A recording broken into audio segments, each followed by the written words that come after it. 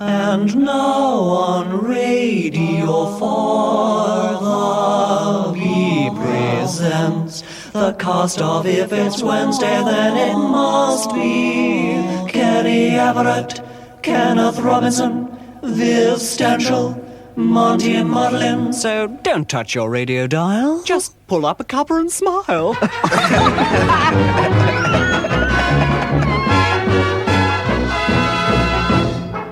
And now, Wireless Workshop presents a Chuckle production. The Adventures of Rock Salmon. Part 3. Aubrey takes things in hand. While Dr. Malachi Loonglen, the ghoul of ghouls, schemes away in his subterranean hideout, our hero, Rock Salmon, who at the shout of a secret word becomes the invincible masked accountant, defender of the world, is trying to prove to the police that he isn't the mad vicar of Cockfosters. The law still think that he's the Phantom Flasher and have confiscated his underpants for forensic tests. Rock's sidekick Aubrey hasn't been idle. He's combed London in his search, and very neat it looks. Come with us now on these bars of exciting music and be transported to Harpington. Dearie dear, where is that Rock? While he's trolling around with those butch burly boys in blue, the world's in danger. Isn't it typical? He's left me to fight off the incredible mincing man, the astounding loathsome woodlouse, and the colossal strangling bindweed all alone. To say nothing of the crippling, galloping inflation which threatens to bring Britannia to her knees. He's so thoughtless. He is. I don't know. If it wasn't for the drag, I'd never have taken the job. Still, the spangled leotard is nice. And this really is the dolliest little tunic. Aubrey is wearing his Super Clark outfit of saucy scarlet helmet with diamanty accessories, red and yellow stiletto shoes with silver wings on the heels, and his favorite tunic in matching pillowbox red. On his chest is a huge A picked out in glittering gold, and Aubrey tells me he's stitched every one of the 40,000 sequins himself. Dear listeners, Radio 4 very much regrets having to bring its standards down to the level of this rubbish, but frankly it's difficult to fill the time until morning service. Gentlefolk in Cheltenham, however, can apply for a refund on their licence. And now back to the stupid Aubrey. Oh, I'll scratch your eyes out. I remember when you were playing Juves in rep. Oh, bother, I've ladded me tights. Aubrey, quick as a snail, clambers fist over fist down the ladder and arrives at Rock's side in the police station. The constables are stunned by this gay figure, but a few words of explanation put things right and Rock is set free. He finishes his transformation into the drab and lifeless personality of the masked accountant. Barely pausing to snatch his knickers from the lab, he and Aubrey soar into the Harpington sky, their senses alert for danger. Even as they're winging their way westwards, the despicable Dr. Loonglen is putting the finishing touches to his plot to hijack Ted Heath. Can the masked accountant get there in time? Will Aubrey be able to buy a new pair of tights? Is Ted Heath doomed? How deep is the ocean? How high is the sky? Miss next week's incredible installment at your peril.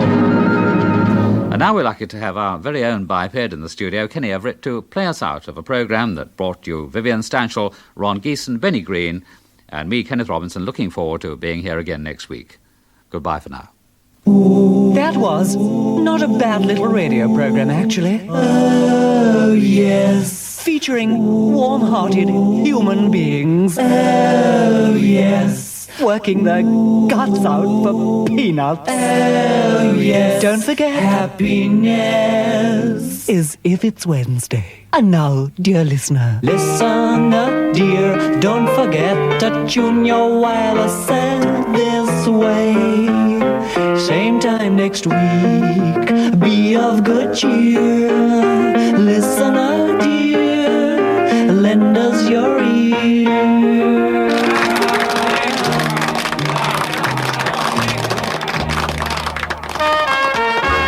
a lot of people out there have said they can stand another chapter. Just. So here we go with Chapter 5 of The Adventures of Rock Salmon, in which Salmon gets a pasting. Ted Heath is in mortal danger. While he does unusual things with his plastic duck, Loongland is preparing to strike. Rock Salmon, in his guise as the master accountant, is speeding towards Ghoul with Aubrey in tow. Salmon's extremities are twitching, a sure sign of impending danger. Now, nod off. Nod off yourself. I beg your pardon? You're telling me to Now nod look off. here. Fellas, scene 2, please. Rock and Aubrey in flight. Scene 2, take 1.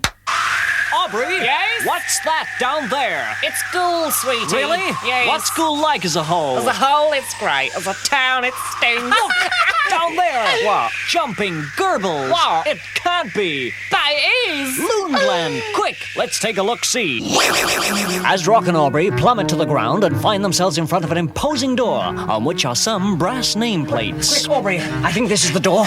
Yes, let's see now. Dr. Boris Bad Enough, Neuropath. Dr. Vladimir Impossible, Homeopath. Dr. Seamus O. Calcutta, Osteopath. Dr. Malachi Loongland, Psychopath. That's him! Yes. I wonder what the evil genius is up to this time. What sinister things are brewing behind that door. Meanwhile, behind the door... Leg iron! Have you made that tea yet? Yeah, here it is. Good.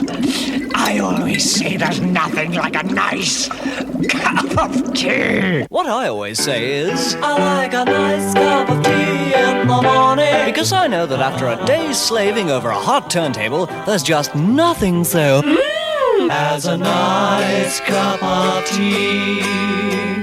Quite, sir. That was the sound of me putting my fist down, because this serial's going too far, isn't it, Ken? Absolutely. Absolutely mad. Oh, so my what we're going to God. do is give it a break and play a record and hope that it goes away. On wings that sang I'll bear dear to fire and distant lands, with circa flute and heraldry, oh, on my hand, oh, hirons and flutes and befallen, what happened to the band? Haven't you heard? It's 9:35 and time for If It's Wednesday! Yes, friends, an entirely new concept in radio programmery, thrusting forward through the barriers of fun into a whole new world of wit and wonder, a heavenly cataclysm of fabulousness. But I'm much too modest. Let Kenneth Robinson put it his way. And that was Kenny Everett, a man who has a lot to be modest about. Also in the programme today we have Ron Geeson, Benny Green talking about Jack the Ripper, and Vivian Stanshall with sad songs about mothers. This, we hope, will keep your minds alert and ready for this afternoon's Woman's Hour with its special feature on the Bugden family and what they think about life in Basingstoke. To begin now, Kenny, I'm afraid, has had an entirely original idea. Just before I recorded the intro for this programme, I was fiddling about with one of my tape recorders. And while I was in the process of waiting for an idea to strike, and while one of the tape recorders was actually recording, I hiccuped. It was quite a normal British hiccup, an everyday, upstanding, average hiccup. Let me play it to you. You see? And again, a bona fide British hiccup. But wait, let's have an action replay. Not quite a hiccup, more of a... And then I thought, it's the same with sneezing. We don't go, a tissue. We go, well, I do. So where did words like a tissue, a hem, and hiccup come from? To find out, I rang Sir Augustus Crashing Bore at the Ministry of Health, and he said... Crashing Bore here. I'm terribly sorry, but I can't come to the phone today as Oh. I've got a terrible cold. Oh, I am sorry. Yes, and it's absolutely impossible to talk. It's like a tissue. Oh. A tissue. Oh, dear, please forgive me. Oh, of course, Cough, cough, cough, cough, cough, cough, cough, cough. Actually, I think I'm in for a dose of whooping cough. Really? As I hooped at breakfast this morning. Oh, how awful. Yes. Knock, knock. Oh, dear, I must go. Somebody's knocking on the door. It's time now for our weekly cliffhanger with Kenny Everett. And now, Radio 4 brings you your very own breakfast cereal, Rock Salmon, Part 6, The Iron Mongreller's Lawnmower. Rock is held prisoner by the malodorous, stenching, fiendish, swineling, pig-swill-faced, Loongland. The dastardly doctor's schemes are about to succeed. Britain trembles on the brink of a catastrophe. Through the miracle of sound effects, we transport you to a dungeon in Ghoul. Gee, Rock. What? We just gotta get out of here. Don't worry, Aubrey. I've got an idea. Listen. How can Rock get them out of the impenetrable steel cage? Well, we haven't time to explain. Suffice it to say, with one bound, they were free. There. It takes more than steel bars to hold the master accountant. Yeah. Quick, Aubrey. What? We must stop Loongland. Not so fast, my friend. Loon, you underestimate me. Leg iron, wrap them in this aluminium baking roll. Curses foiled. Now, put Salmon on the table, strap him down, and turn on the circular saw. This'll cut you down to size. Rock is helpless. He watches in horror as the saw moves closer and closer. No! Its wicked glinting blade approaching his legs, ready to bite deep into his flesh. Loongland cackles in maniacal delight. Salmon, you're just half the man you were. But what's this? There's some writing on the inside of his leg. What does it say? Suffering psychopaths, Brighton. What's the meaning of this? Didn't you know, Loongland? Rock is lettered all the way through.